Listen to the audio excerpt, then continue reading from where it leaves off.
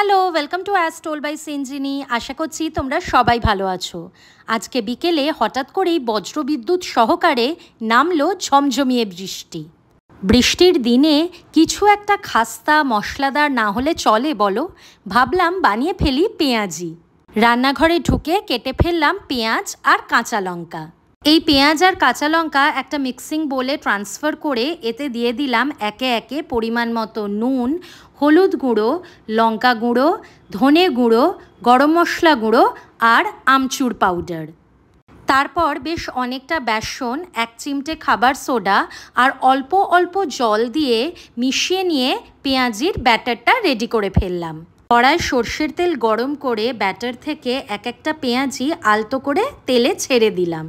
পেঁয়াজি ভাজার সময় ঘর জুড়ে ছড়িয়ে পড়ল সেই চেনা আপন গন্ধটা।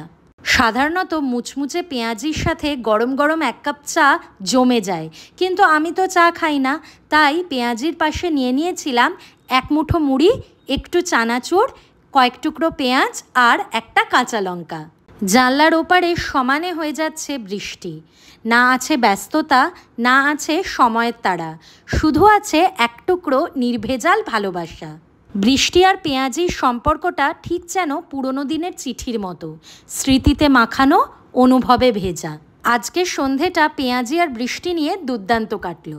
যাই হোক, তোমাদের যদি এই ভিডিওটা ভালো লেগে থাকে প্লিজ লাইক ইট, আর এরকম আরও মিনি ভ্লগস দেখার জন্য সাবস্ক্রাইব।